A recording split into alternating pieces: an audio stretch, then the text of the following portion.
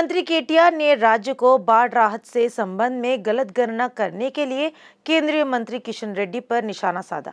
उन्होंने आपत्ति जताई है कि तेलंगाना के लोग मुसीबत में हैं। यह नहीं देखते हुए हमेशा की तरह बीजेपी नेता झूठ बोल रहे हैं। यह दुर्भाग्यपूर्ण है कि जो व्यक्ति एनडीआरएफ और एसडीआरएफ में अंतर नहीं जानता वह केंद्रीय मंत्री है। उन्होंने कहा है कि अगर वे एनडीआरएफ के माध्यम से केंद्र सरकार द्वारा तेलंगाना को दिए गए विशेष और अतिरिक्त फंड पर जवाब मांगा जा रहा है तो वे एसडीआरएफ के आंकड़ों के नाम पर लोगों को गुमराह करने की कोशिश कर रहे हैं। उन्होंने किशन रेड्डी पर केंद्र द्वारा दिखाए जा रहे भेदभाव से लोगों का ध्यान हटाने हेतु खुलेआम झूठ बोलने का आरोप लगाया है। राजेंद्र ने भारत की राष्ट्रपति के रूप में चुनी गई पहली आदिवासी महिला द्रौपदी मुर्मू को बधाई दी। उन्होंने यह मौका देने पर प्रधानमंत्री नरेंद्र मोदी का भी शुक्रिया अदा किया है। द्रौपदी मुर्मू को भारत की 15वीं राष्ट्रपति के रूप में चुन लिया गया है। उन्होंने राष्ट्रपति चुने जाने के लिए आवश्यक वोटों की जादुई संख्या हासिल की है। राष्ट्रपति बनने के लिए आवश्यक वोटों का मूल्य 5,28,491, जबकि द्रौपदी मुर्मू को 2,824 प्रथम प्राथमिकता वाले वोट मिले हैं। इसका मूल्य 6,76,803 है। मुर्मू को राष्ट्रपति चुने जाने का प्रमाण पत्र भी सौंपा गया है। छावनी भाजपा नेताओं ने सिकंदराबाद निर्वाचन क्षेत्र में राष्ट्रपति पद के उम्मीदवार द्रौपदी मुर्मू की जीत का जश्न मनाया गया। तीसरे वार्ड अंबेडकर आर्ट्स विजय रामा राव के नेतृत्व में द्रौपदी मुर्मू चित्रपट पर दूध अभिषेक किया गया है। जेबीएस चौरस्ता के पास भाजपा नेता रजनी देवी के नेतृत्व में मिठाई बांटी गई और पटाखे फोड़े गए। रजनी देवी ने कहा है कि राष्ट्रपति पद के लिए आदिवासी महिला को मौका देना गर्व की बात है। भाजपा ही एक ऐसी पार्टी है जो महिलाओं का सशक्तिकरण कर रही है, वह उन्हें हर क्षेत्र में आगे बढ़ा रही है। एनडीए उम्मीदवार द्रौपदी मुर्मू के राष्ट्रपति चुनाव में जीत के चलते बीजेपी के कार्यकर्ता खुश हैं। भाग्यनगर जिला भाजपा अध्यक्ष सामारेड्डी सुरेंदर रेड्डी, कुर्मागुड़ा डिवीजन के पूर्व कॉर्पोरेट सहदेव यादव के नेतृत्व में पार्टी नेताओं ने सैदाबाद मेन रोड पर पटाखे फोड़े और मिठाइयां बांटी। भाजपा नेताओं ने कहा है कि द्रौपदी मुर्मू को राष्ट्रपति पद के उम्मीदवार के रूप में घोषित कर भाजपा ने दिया है कि सभी समुदायों को समान प्राथमिकता दी जा रही। चुनाव जीतने पर आदिवासी महिला को देश की पहली नागरिक बनने का मौका देने से सभी क्षेत्रों में खुशी व्यक्त की जा रही है। इस अवसर पर निरंजन यादव, श्रीकांत रेड्डी, श्रीनाथ और अन्य ने भाग लिया। भारत माता की लाडली संतान द्रौपदी मुर्मू की जीत पर भाजपा नेताओं ने खुशी व्यक्त की है।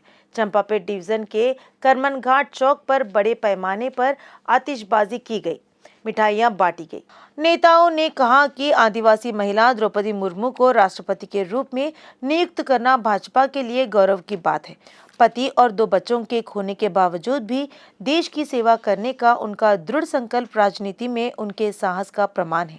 ऐसी नारी आज की नारी जगत के लिए आदर्श है। इस अवसर पर भाजपा वरिष्ठ नेताओं गूडूरू अविनाश रेड्डी, अंजी, जयंत, शिवा और श्रीकांत उपस्थित थे। विधायक जग्गारेड्डी ने संगारेड्डी कलेक्टर के सामने रिले भूख हड़ताल पर बैठे वीआरए को अपना समर्थन व्यक्त किया।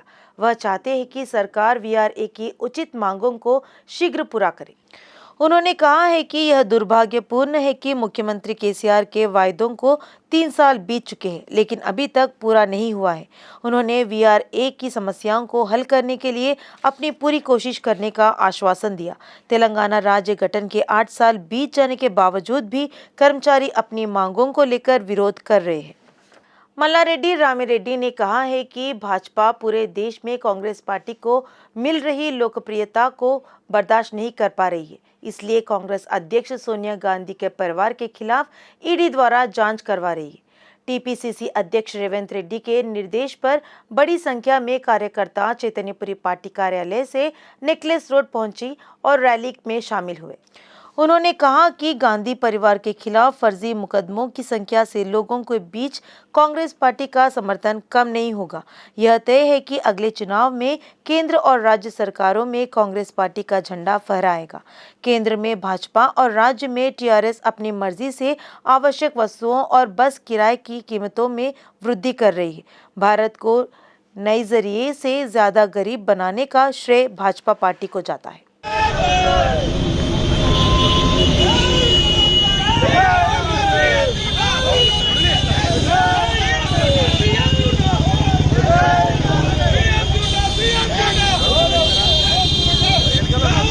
टीपीसीसी पूर्व उपाध्यक्ष पुन्नाला लक्ष्मैया ने सोनिया गांधी से ईडी की पूछताछ के विरोध में हैदराबाद में ईडी कार्यालय के सामने किए गए प्रदर्शन में भाग लिया।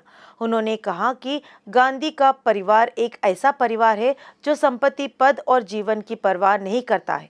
दुनिया की तीसरी आर्थिक ताकत बनाने वाली कांग्रेस पार्टी के नेता को क्या ईडी मामले के तहत बुलाया जाना योग्य है? टीपीसीसी पूर्व उपाध्यक्ष पुन्नाला लक्ष्मैया ने सोनिया गांधी से ईडी की पूछताछ के विरोध में हैदराबाद में ईडी कार्यालय के सामने किए गए प्रदर्शन में भाग लिया। उन्होंने कहा कि गांधी का परिवार एक ऐसा परिवार है जो संपत्ति, पद और जीवन की परवाह नहीं करता है। दुनिया की तीसरी आर्थिक ताकत बनाने वाली कांग्रेस पार्टी के नेता को क्या ईडी मामले के तहत बुलाया जाना योग्य है? संतान प्राप्ति हेतु उम्मीद करने वाली दंपतियों के लिए आशा की नई किरण जगाई गई है। नोवा आईवीएफ फर्टिलिटी मेडिकल विशेषज्ञों ने जटिल इलाज कर उनके सपने को साकार किए गए। हैदराबाद बंजारा हिल्स में नोवा आईवीएफ फर्टिलिटी सेंटर में फर्टिलिटी कंसल्टेंट डॉक्टर लक्ष्मी चिरमामिला और उनकी भ्रूण वैज्ञानिकों की टीम ने यह सफलता हासिल की है कि एक जटिल मामले में नोवा आईवीएफ फर्टिलिटी में विशेषज्ञ ने उपचार के दौरान एक जोड़े के सपने को पूरा किया है। यह जोड़ा पिछले 6 साल से संतान प्राप्ति हेतु संघर्ष कर रहा था। डॉक्टरों का कहना है कि इस उपचार में पुरुषों के लिए जांच करवाना बहुत जरूरी है। मैक्सिविजन आई हॉस्पिटल द्वारा हैदराबाद शहर में नेत्र चिकित्सा सेवाएं प्रदान की जा रही है। इसने नवीनतम एक्स मिरर लेजर उपचार पद्धति को अपनाया है। इस पर अस्पताल के चेयरपर्सन कासु प्रसाद रेड्डी ने लेजर ट्रीटमेंट के बारे में बताया है। उन्होंने कहा है कि यह उपचार पेचीदा खामियों को दूर करने में बहुत मदद करता है। टीआरएस के असंतुष्ट खेमे ने विधायक कोलेरू वेंकटेश के समर्थकों के खिलाफ शिकायत दर्ज कराई है। अंबरपेट में टीआरएस के अंदरूनी मतभेद एक बार फिर चरम पर पहुंच गए हैं। विधायक खेमे ने कहा है कि बोनाल उत्सव के अवसर पर रविवार को 6 नंबर के निकट लगे फ्लेक्सी फाड़ दी गई, क्योंकि फ्लेक्सी में विधायक कोलेरू वेंकटेश की फोटो नहीं थी। इस पर टीआरएस के वरिष्ठ नेताओं और पूर्व पार्षदों ने विधायक खेमे के खिलाफ अंबरपेट पुलिस स्टेशन में शिकायत दर्ज कराई है। कार्यकर्ताओं ने फ्लेक्सी फाड़ने वालों को कड़ी से कड़ी सजा देने की मांग की है। पीड़ितों ने सरकार से अवैध कब्जा करने वाले, सांठगांठ रखने वाले अधिकारियों के खिलाफ कार्रवाई करने का अनुरोध किया है। अवैध रूप से जमीन हथियाने वाले माई होम रेड्डी लैब की चंगुल से बचाने की अपील की गई है। सेवानिवृत्त राजस्व संयुक्त कलेक्टर रंगागोपाल ने कहा है कि my home construction Reddy labs ने रंगारेड्डी जिले के मदीनागुड़ा गांव के सर्वे नंबर 98 के दिवंगत तंडू मुत्तैया की 31 गुंटा जमीन पर फर्जी प्रमाण पत्र के माध्यम से कब्जा कर लिया है। हालांकि भवन का निर्माण शुरू होने पर तंडू मुत्तैया के वारिसों ने हाईकोर्ट का दरवाजा खटखटाया है। నా పేరు రామ్ గోపాల్ రావు, నేను retired joint collector revenue department. అయితే ఇక్కడ మిమ్మల్ని ఆహ్వానించింది ఏదైతే ఉందో మదీనాగూడ గ్రామంలోని సర్వే నెంబర్ 98 ఏదైతే ఉందో ఇందులో ప్రస్తుతం మయోమ్ రాకా పేరు మీద మయోమ్ కన్స్ట్రక్షన్ బిల్డింగ్ కడుతున్నది. ఈ బిల్డింగ్కు వారసులు తాండ్ర ముత్తయ్య తదనంతరం ఆయన కొడుకులు, బిడ్డల పిల్లలు, కొడుకుల పిల్లలు ఉన్నారు. వాళ్ళ వారసత్వం ఉండగా వాళ్ళకు తహసీల్దార్ ఆర్డర్ వాళ్ళకే ఉంది, జాయింట్ కలెక్టర్ ఆర్డర్ వీళ్ళకే ఉంది, హైకోర్టు ఆర్డర్ వీళ్ళకే ఉంది. ఇవన్నీ ఉండగా దౌర్జన్యం చేసి బలవంతాన మజిల్ పవర్తోని రెడ్డి ల్యాబ్స్ను మయోమ్ వాళ్ళు కబ్జా పెట్టి ఏదైతే ఉందో పర్మిషన్ తెచ్చుకొని, ఇల్లీగల్ పర్మిషన్ తెచ్చుకొని బిల్డింగ్ పర్మిషన్ మొన్న నవంబర్ 2021లో తీసుకున్నారు. అది కన్స్ట్రక్షన్లో ముందుకు పోతున్నారు. దాని మీద తదనంతరం మేము హైకోర్టులో ఏదైతే ఉందో హైకోర్టులో రిట్ ఫైల్ చేసి వాళ్ళకు హక్కులు లేవు అని చెప్పి ఉద్దేశంలో బాధాప్త హైకోర్టు నుంచి డైరెక్షన్ తీసుకున్నాం. स्कूल में नियमित रूप से नाबालिग लड़कियों का यौन उत्पीड़न करने वाले शख्स को पुलिस ने गिरफ्तार कर लिया है। पुलिस ने बताया है कि यूनिक हाई स्कूल मोइनबाग की प्रभारी गौसिया बेगम का बेटा यासर को हिरासत में लिया गया है। पुलिस ने बताया है कि यासर अपनी मां के साथ स्कूल की देखभाल करता है।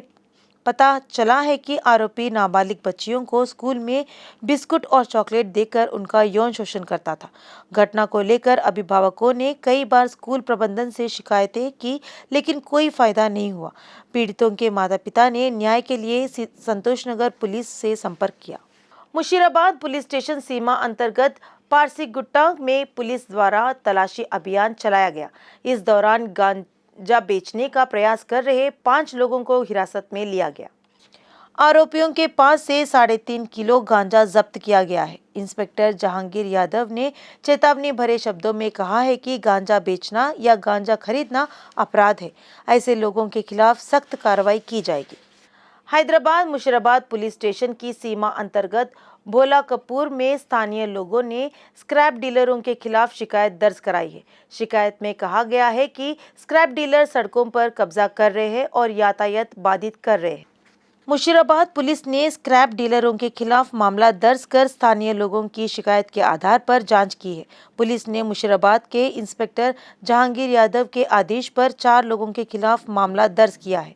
मुशीराबाद पुलिस ने चारों को कोर्ट में पेश किया। अदालत ने चारों व्यापारियों को 3 दिन जेल की सजा सुनाई है। क्या आपको लगता है कि बुजुर्ग प्रेम विवाह को रोकेंगे? अगर 7 कदम एक साथ नहीं चल सकते तो कम से कम मौत चाहते हैं।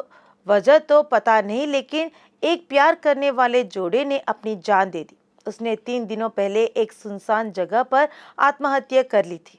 यह घटना अब्दुल्लापुर मेट पुलिस स्टेशन की सीमा में सामने आई। स्थानीय लोगों द्वारा दी गई सूचना के आधार पर police Abdullapurmet outer ring road के पास रमा देवी स्कूल के पीछे पहुंची। घटनास्थल पर अज्ञात युवती और युवक के शव थे।